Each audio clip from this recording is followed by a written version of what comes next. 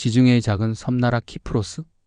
올리브 나무 사이로 지중해의 햇살이 부서지는 이 고요한 땅에 수십 년에 걸쳐 수많은 사람들이 먼 길을 마다하지 않고 찾아오는 한 노인이 살고 있었습니다. 그의 이름은 스틸리아노스 아테슐리스? 하지만 세상은 그를 다스칼로스라고 불렀습니다. 그리스어로 선생님이라는 뜻입니다. 그는 스스로를 영혼의 의사라 칭했고 어떠한 대가도 명예도 요구하지 않았습니다. 오히려 자신을 기록하겠다는 학자에게 단 하나의 조건만을 내걸었습니다. 모든 관심과 영광을 자신이 아닌 진리 그 자체에 돌려달라는 것이었습니다. 그를 세상에 알린 사람은 미국의 사회학자 키리아코스 마르키데스였습니다.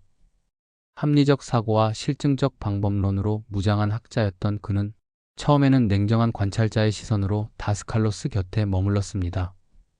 그러나 1978년부터 무려 5년이 넘는 시간 동안 그의 언행과 일상을 가까이서 지켜본 끝에 마르키데스는 자신이 평생 쌓아온 세계관이 송두리째 흔들리는 경험을 하게 됩니다. 눈앞에서 벌어지는 일들은 어떤 교과서로도 어떤 학문적 언어로도 설명되지 않았습니다. 오늘 우리가 들여다볼 이야기는 바로 그 기록에서 시작됩니다. 육체를 떠나 의식만으로 세상을 이동하는 유체이탈, 보이지 않는 몸으로 위기에 처한 사람을 구하고 먼 곳의 환자를 치유하며 심령계와 현실 세계를 자유롭게 넘나들었던 한 신비가의 삶과 가르침입니다. 그것이 과연 가능한 일인가 아닌가를 판단하기 전에 우선 그의 이야기에 귀를 기울여 보시기 바랍니다. 스텔리아노스 아테슐리스?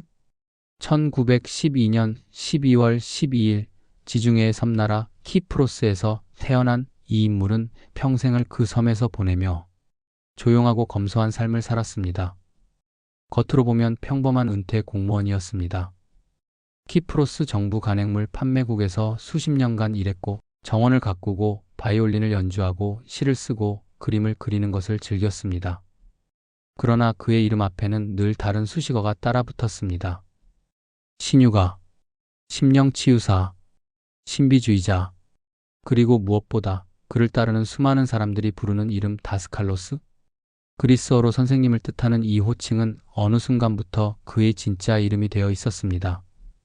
그가 자신을 부르는 방식은 달랐습니다. 다스칼로스는 스스로를 영혼의 의사라고 불렀습니다.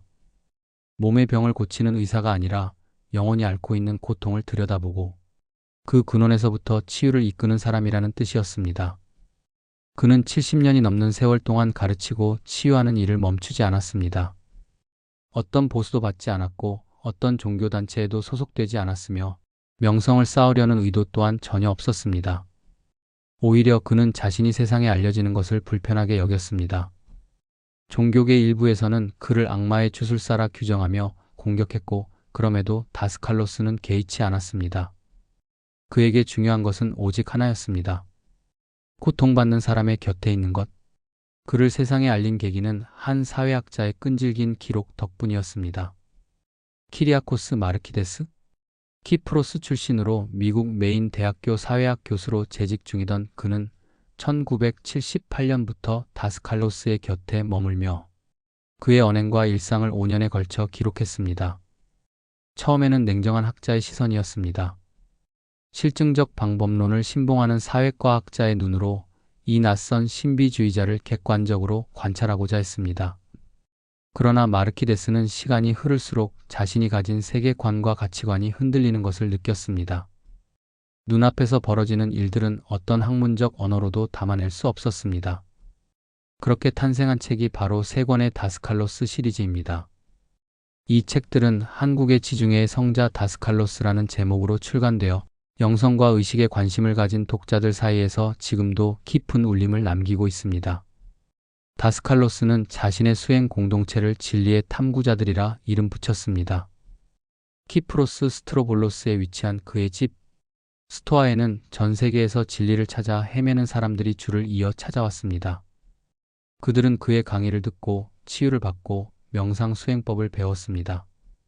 다스칼로스는 음악을 작곡하고 여러 언어를 익히며 수많은 책을 저술했지만 그 모든 것은 언제나 영적 탐구와 타인에 대한 봉사라는 하나의 방향을 향하고 있었습니다. 그는 1995년 8월 26일 83세의 나이로 키프로스에서 조용히 눈을 감았습니다. 그렇다면 다스칼로스가 평생에 걸쳐 깊이 탐구하고 직접 실천했다고 전해지는 능력, 유체이탈이란 무엇일까요? 유체이탈이란 의식이 깨어있는 상태에서 육체를 벗어나 별도의 존재로 이동하는 현상을 말합니다. 꿈과는 다릅니다. 잠들어 의식이 흐릿해지는 상태가 아니라 오히려 의식이 선명하게 깨어있는 채로 몸을 떠나는 경험입니다. 다스칼로스의 표현을 빌리자면 그것은 일종의 실신 상태에서 육체를 이탈하는 것이지만 정신은 오히려 더 또렷하고 자유로운 상태가 됩니다. 일단 몸을 떠나면 지구상의 어느 곳이든 이동할 수 있으며 현재의 인격과 자아의식은 그대로 유지됩니다. 그런데 다스칼로스는 유체이탈이 결코 쉽게 습득할 수 있는 능력이 아님을 강조했습니다. 단기간의 학습이나 단순한 이완 훈련으로 가능한 것이 아니라는 것입니다. 그는 심령의 중추, 곧 신성한 원반이라 불리는 에너지 중심에 대한 깊은 집중과 장기간의 명상, 수련이 반드시 선행되어야 한다고 가르쳤습니다.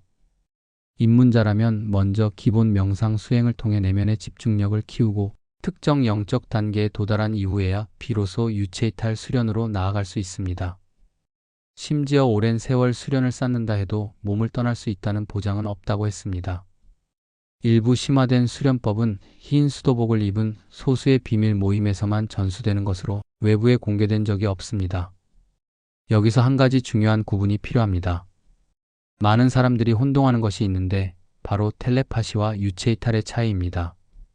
다스칼로스는 이 두 가지를 전혀 다른 현상으로 설명했습니다.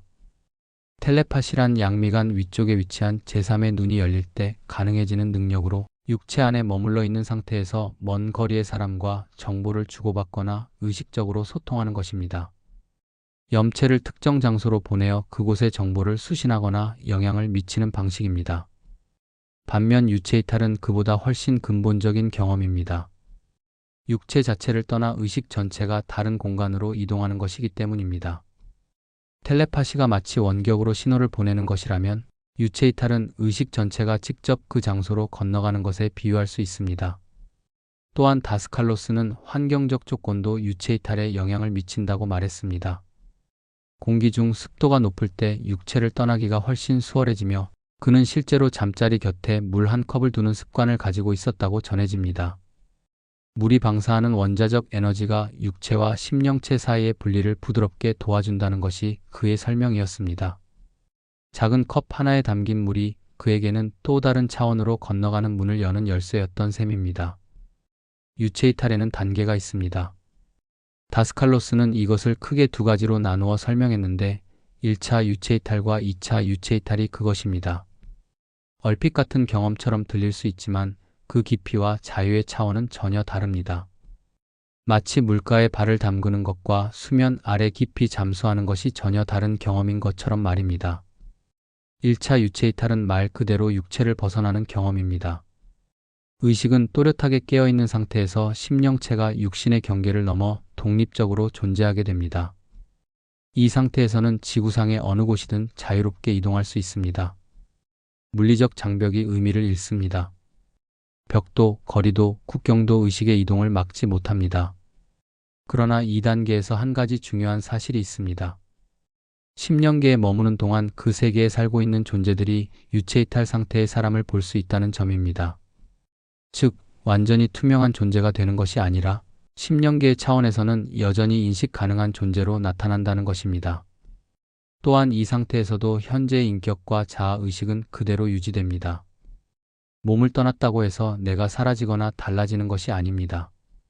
살아온 기억, 감정, 사유방식, 모든 것이 그대로 따라옵니다. 그런데 왜 그럴까요? 다스칼로스의 설명에 따르면 유체이탈 시 심령체는 영구 원자라 불리는 핵심 구조 속으로 수축합니다. 이 영구 심령 원자 안에는 지금 이 생뿐만 아니라 전생의 모든 경험이 기록되어 있습니다. 그것이 곧 영혼의 정체성이며 육체와 분리된다 해도 절대로 사라지지 않는 자아의 본질입니다. 몸은 일시적인 그릇이지만 그 안에 담긴 의식과 인격의 기록은 영구적이라는 것, 이것이 다스칼로스가 유체이탈을 통해 전하고자 했던 핵심 메시지 중 하나였습니다. 2차 유체이탈은 차원이 다릅니다. 이것은 1차 유체이탈에서 한 걸음 더 나아가 심령체마저 벗어버리는 경험입니다. 육체도 아니고 심령체도 아닌 오직 이지체만으로 자아를 의식하며 존재하는 상태입니다. 그 난이도는 1차 유체이탈과 비교할 수 없을 만큼 높습니다. 이 단계에 도달하려면 먼저 심령체의 진동수를 의도적으로 낮추고 10개의 에테르 에너지를 완전히 흡수하는 정교한 수련 과정이 필요합니다. 아무나 아무 때나 할 수 있는 것이 아닙니다. 매우 높은 경지에 이른 진리의 탐구자만이 접근할 수 있는 영역입니다. 2차 유체이탈의 경험은 언어로 온전히 담기 어렵습니다. 다스칼로스는 그것을 이렇게 묘사했습니다. 시원하고 맑은 오라에 완전히 감싸이는 느낌, 모든 무게가 사라지는 고요함, 그리고 완전한 자유. 1차 유체이탈에서는 심령계의 존재들이 이탈한 사람을 인식할 수 있지만 2차 유체이탈 상태에서는 심령계의 존재들조차 그 사람을 감지하지 못합니다. 마치 우리가 일반적으로 육체 이외의 존재를 볼 수 없는 것처럼 심령계의 존재들도 2차 유체이탈 상태에 있는 사람을 더 이상 감지할 수 없게 되는 것입니다. 존재의 차원이 달라지기 때문입니다. 그리고 유체이탈의 세계에서 또 하나 주목해야 할 개념이 있습니다. 확장의식 혹은 초의식적 자아라고 불리는 상태입니다. 이것은 단순히 몸을 떠나 다른 곳으로 이동하는 것을 넘어섭니다. 의식을 육체 바깥으로 확장시켜 동시에 여러 장소에서 감각적 경험을 하는 것이 가능해집니다. 현재의 인격과 더 깊은 차원의 영혼적 자아를 동시에 인식하는 상태. 다스칼로스는 이것이야말로 진리를 탐구하는 수행자가 경험할 수 있는 가장 깊은 영적 기쁨이라고 말했습니다. 한 사람이 두 개의 의식으로 존재하는 것이 아니라 더 넓고 온전한 하나의 의식이 되는 경험이라 할 수 있습니다. 한편 다스칼로스는 한 가지 중요한 제약에 대해서도 언급했습니다. 은줄이라 불리는 영적 연결선입니다. 심령이 지체를 가지고 이동할 수 있는 거리에는 한계가 있는데 이 은줄은 지구를 7바퀴 반 정도 둘 수 있을 만큼 늘어날 수 있지만 그 이상을 넘어가면 끊어져 죽음에 이를 수 있다고 했습니다. 먼 우주로의 여행은 심령이 지체가 아닌 전혀 다른 몸을 필요로 하며 그것은 극소수의 영혼의 스승들에게만 허락된 영역이라고 전해집니다. 유체이탈이 자유로운 능력처럼 보이지만 그 안에도 엄연한 법칙과 경계가 존재한다는 것입니다. 그렇다면 다스칼로스는 이 능력을 실제로 어떻게 사용했을까요? 마르키데스가 기록한 구체적인 사례들은 그의 유체이탈이 관념이나 이론에 그치지 않았음을 보여줍니다. 첫 번째 사례는 한 소녀의 구출 이야기입니다. 어느 밤 다스칼로스는 자신의 침실에 누운 채로 유체이탈 상태에 들어갔습니다. 그의 의식은 육체를 벗어나 어두운 골목 어딘가로 이동했습니다. 그곳에는 어린 소녀 한 명과 그 소녀에게 불순한 의도를 품고 접근하는 중년 남성이 있었습니다. 다스칼로스는 무형의 존재로 그 자리에 개입했습니다. 육체가 없었지만 그의 존재감은 분명히 작용했습니다. 남성은 무언가에 압도당한 듯 멈춰섰고 보이지 않는 명령에 이끌리듯 자리를 떠났습니다. 소녀는 아무것도 모른 채 무사히 집으로 돌아갔습니다.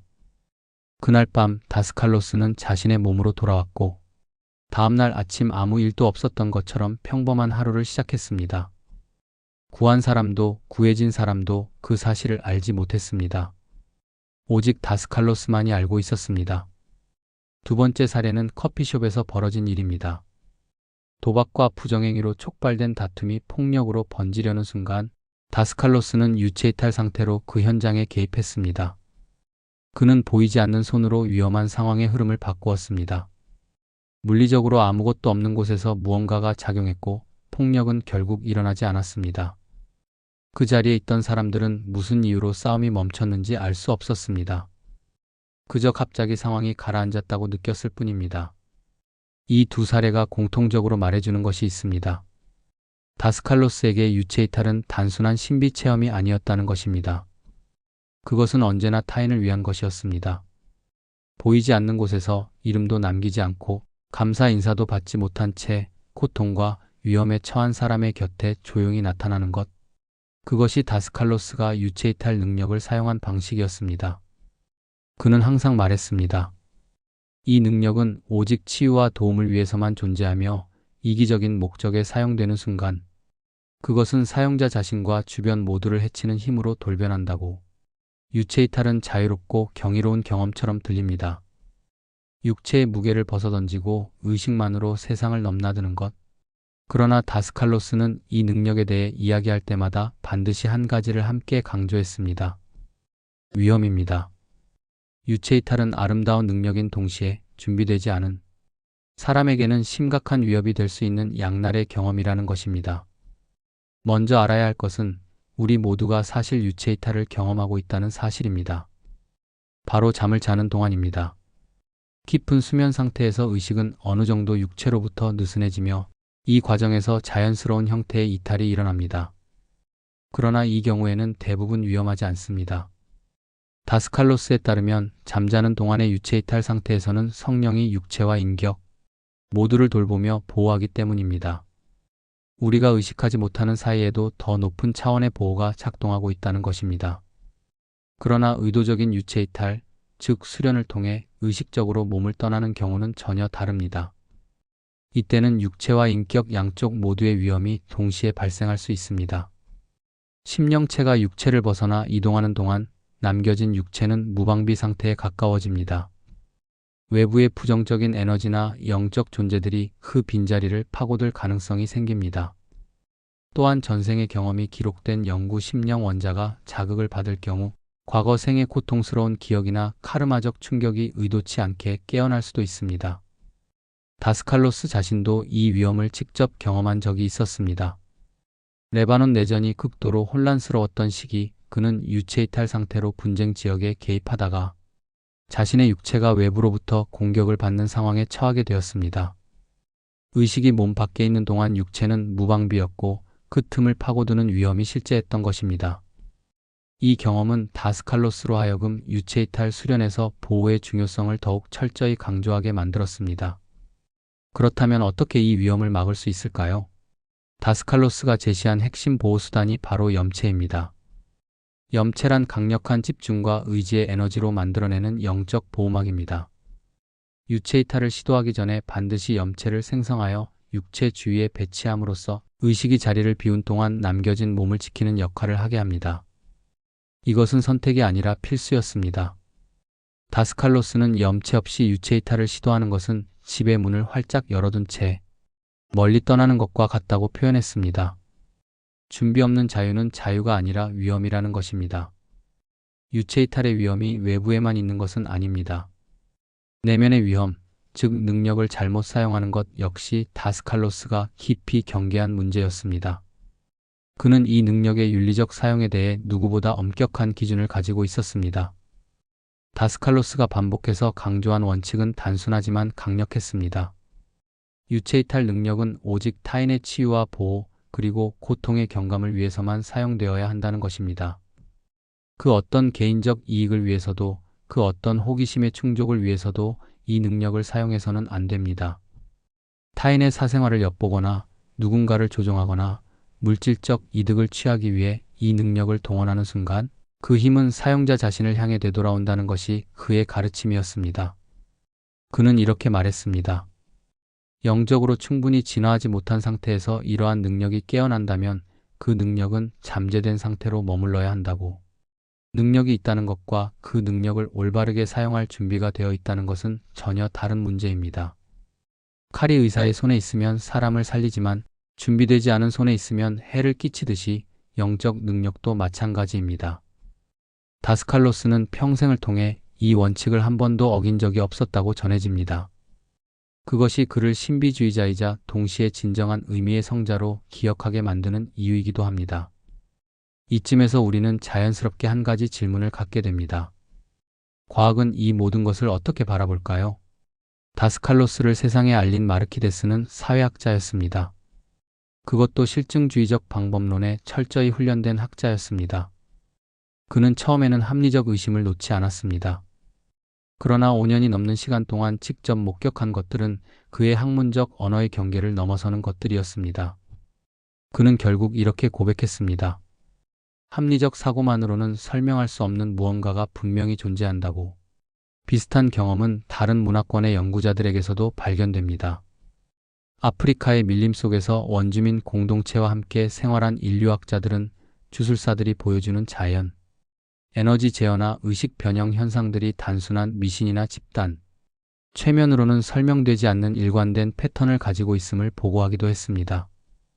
이러한 현상들은 어느 한 문화의 특수한 산물이 아니라 인류의 다양한 전통 속에 면면이 흐르는 공통된 경험의 흔적이라는 것입니다.